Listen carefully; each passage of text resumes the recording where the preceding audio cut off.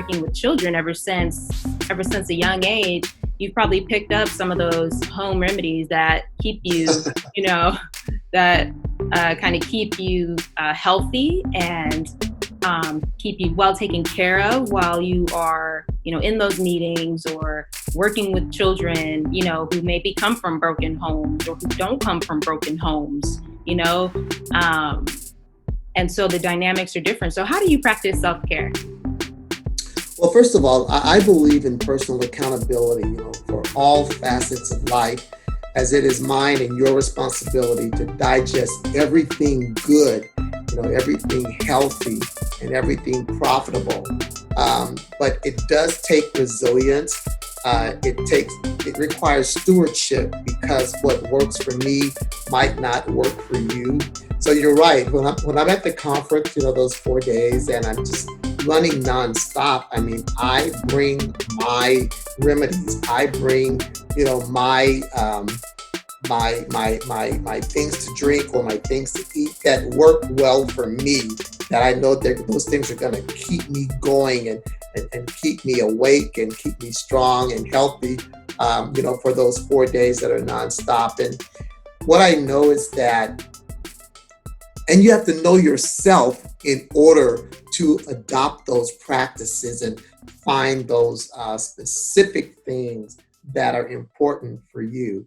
And one thing that's required in that, you got to read. So, everybody out there, read the labels before you take that first bite. You might change your mind. And know this, no matter what your goals are and whatever you think about the progression of life, remember this: if it does not add value, you don't need it. It's just not for you. The other component is the mindset. So I always think positive thoughts. Maintain a balanced diet. I get a little exercise. I could always use more. And I maintain strong faith. I mean, my faith in God is completely stable. I'm completely reliant on the power of God. So there's no doubting what God can do. And that's the best medicine at the end of the day. I mean, like I said again, God created these bodies, so we do have to be good stewards over the bodies that He's given us. And it's not rocket science. The medical doctors tell you, eat a balanced diet, exercise, proper rest. End of story. We just have to do it, And then you need a good support system as well. So I want to encourage, everyone out there, make sure the people you choose are people who will stand in agreement with you and in the pursuit of excellence. And know this, that if a friend that calls himself or herself a friend is not holding you up and walking with you and you the same with them, then that means if they're not doing it, then they're doing the opposite. And that's not adding value to you or to your life. Absolutely.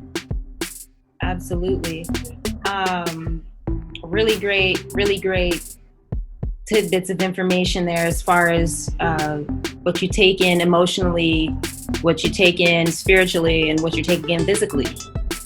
Eating right, exercising, doing all those things, making sure you're getting that rest that you need, especially when you have a busy schedule. And so absolutely. So how can we follow you and keep up to date with what you're doing and Hope? Well, first of all, let me say this. So as a result, of the COVID-19 pandemic, things are changing hourly. Just today, as an FYI, I heard at the governor's press conference that the CDC has now said that the face coverings that we're wearing now require 3 layers. At first they said only 2, now they're saying 3. So just like that, information is changing. Information about the conference is changing. So I'm going to ask you to stay tuned, as we will be making an announcement in the coming weeks regarding this year's conference. And yes, there will be a conference. It's going to look different, but there will be a conference. So first of all, stay tuned in to hopefirstinc.org. No spaces, hopefirstinc.org. On Facebook, just type in Hope First. There is a space there, Hope and then First. Instagram, Hope_First Inc. Twitter, Hope_First Inc. I have a great team that works with me, so you will engage with our Director of Operations, Jonathan Lucas, Director of Sales and Marketing, Joy Nichols, our Director of Programs, Cherie Demby. So whenever you reach out to Hope, you're going to hear from me or hear from one of our other directors. I want to leave your audience with this about Hope First. We stand for hope. We stand for you. We stand for peace. We stand for you. We stand for justice. We stand for you. We stand for equality. We stand for you. We stand for life. We stand for you. And we stand for Jesus. We stand for you. Be a part of change. Stand up, register to vote, and then go vote. Thank you for that.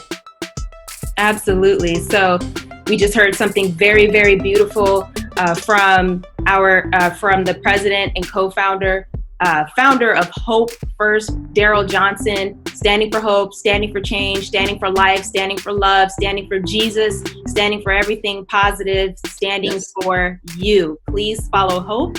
Thank you so much again, Brother Daryl. Kuwawazesha. Kuwawazesha to you. Empower. And until next time. Bye.